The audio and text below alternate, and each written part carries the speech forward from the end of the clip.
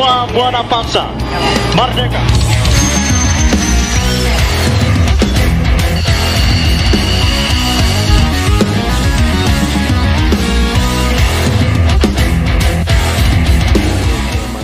Satu orang, dua orang, 10 orang, 100 orang mengorbankan institusi.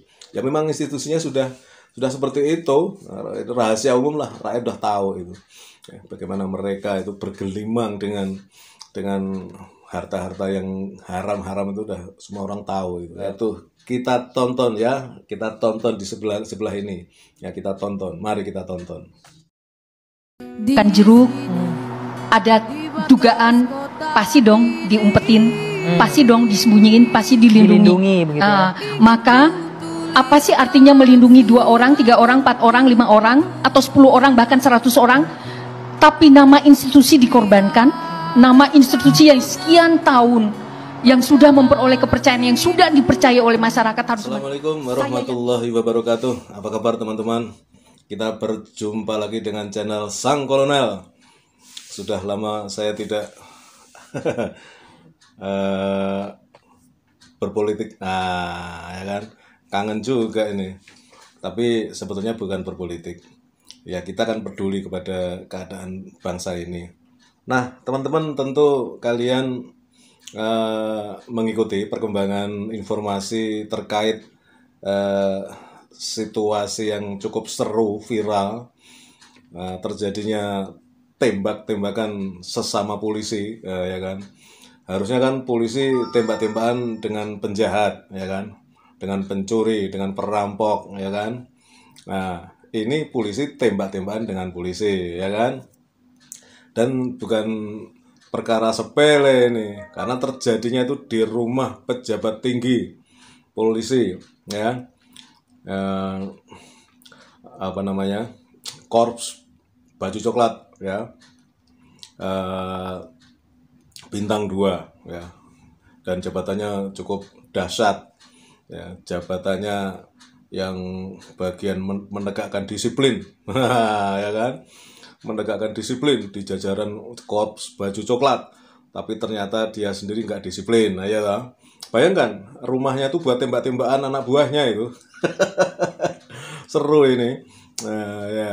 Jadi saya teringat film-film koboi itu ya, film-film koboi zaman saya kecil itu. Kalau film koboi biasanya yang seru itu kan ada geng gangster ya, penjahat yang merampok bank gitu kan, merampok bank gitu kan, dapat duit banyak berkarung-karung, kemudian pergi menembaki pegawai bank, semua orang yang di sekitar bank itu ditembaki mati, mereka pergi jauh ya, biasanya ke gunung gitu biasanya kan. Nah setelah di gunung itu kemudian mereka akhirnya ribut karena berkaitan dengan pembagian rezeki. Rezeki dalam tanda petik ini, buat mereka itu rezeki walaupun itu haram ya, namanya juga merampok ya, bagi-bagi rezeki, yang kemudian yang satu dengan yang lain ingin saling menguasai, ingin dapat lebih banyak, akhirnya tembak-tembakan sesama gangster kan gitu kan. Itu film koboi itu ya, saya suka itu. Sekarang udah jarang ya film-film kayak gitu. Dulu ya nontonnya di TVRI ketika masih hanya satu stasiun TV ya. Nah sekarang tembak-tembakan antar polisi, antar penegak hukum gitu kan, gimana itu kan. Apalagi background kisahnya ini, waduh, mengerikan, aib besar yang sangat memalukan ya, baik secara individu maupun institusi ya. Kira-kira perlu saya jelaskan nggak itu? Karena kayaknya ini udah viral, sudah pada tahu lah. Dan semuanya mengerikan, ya, semuanya mengerikan itu. Yang menarik ya, yang menarik ini banyak ya berseliweran komentar-komentar. Salah satunya yang berkomentar bahwa itu adalah kalau dalam terminologi agama Hindu karma ya, dalam terminologi agama Hindu. Kalau di agama Islam ya pada intinya orang akan memetik apa yang diperbuatnya kan gitu kan.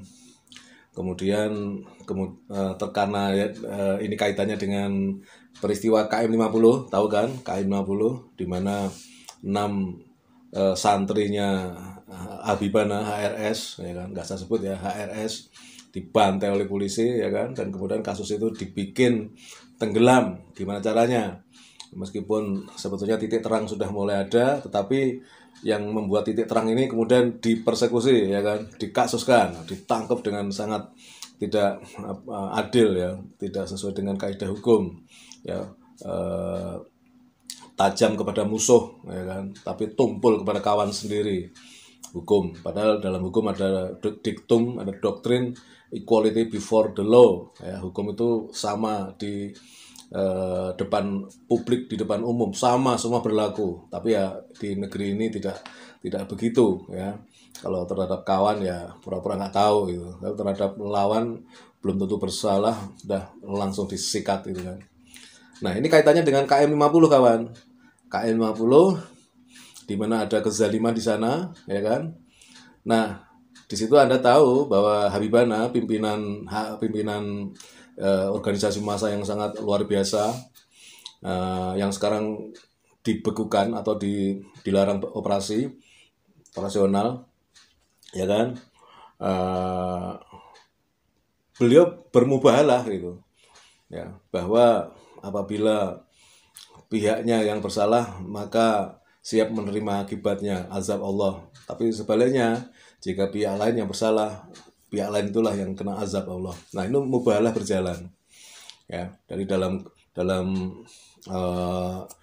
terminologi Hindu ada karma, ya kan. Dalam Islam ada bahwa setiap orang akan memetik apa yang diperbuatnya.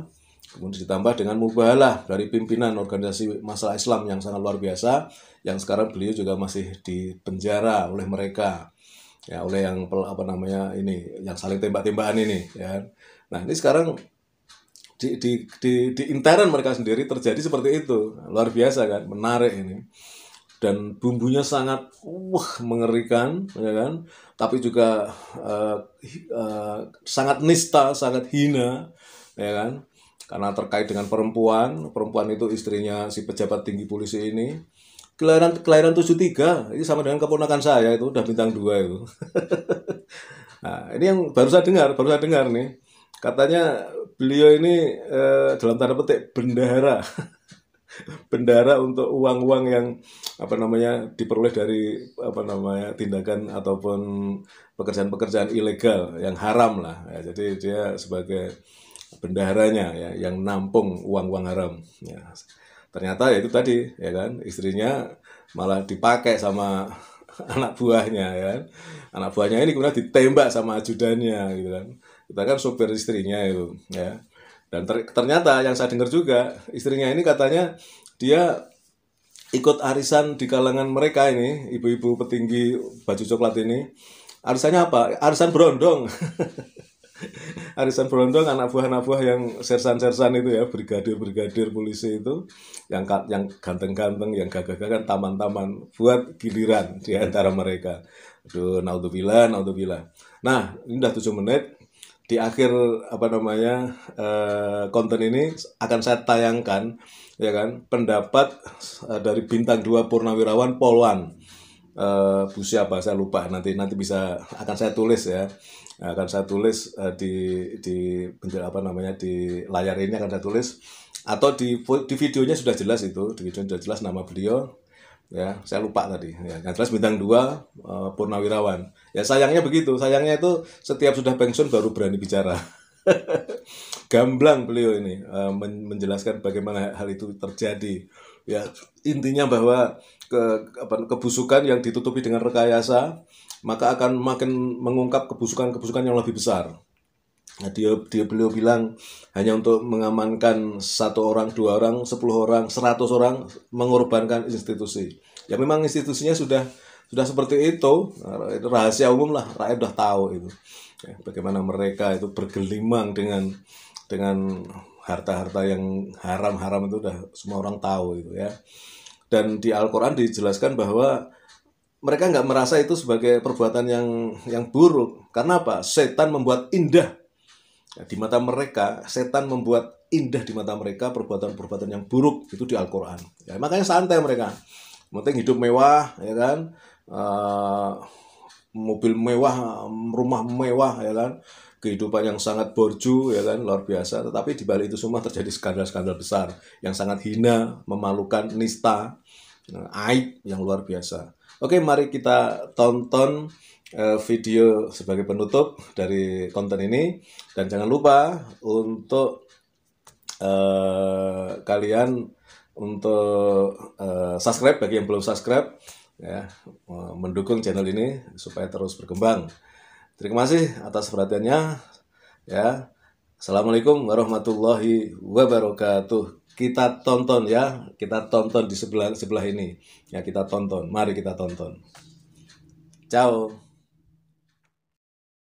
Kan jeruk, ada dugaan pasti dong diumpetin, pasti dong disembunyiin, pasti dilindungi begitu ya. Maka apa sih artinya melindungi 2 orang, 3 orang, 4 orang, 5 orang, atau 10 orang, bahkan 100 orang, tapi nama institusi dikorbankan, nama institusi yang sekian tahun, yang sudah memperoleh kepercayaan, yang sudah dipercaya oleh masyarakat harus. Saya yakin siapapun pimpinannya tidak akan mengambil resiko itu. Itu yang pertama. Jadi yang kedua, berkenaan dengan ini Polri juga harus bertindak secara profesional, dalam arti begini. Penyidik begitu menemukan jenazah, ada barang bukti di situ, itu hanya direkam, hanya difoto, hanya dicatat, ditulis posisinya di mana, digambar. Tapi mulai melakukan penelusuran itu adalah ketika hasil otopsi itu berbicara. Karena ini hasil otopsi ini akan berbicara. Dokter-dokter yang melakukan otopsi tidak akan pernah berbicara sedikit pun di media. Tapi tulisannya itulah yang mengarahkan ini meninggalnya karena apa, kena apanya, berapa lubang dan seterusnya. Itu semua ada penjelasan. Artinya pertanyaan publik bahwa kenapa jarinya patah, ada luka sayatan di mata, terjawab lebam di badan, semuanya. ya? Akan terjawab semuanya.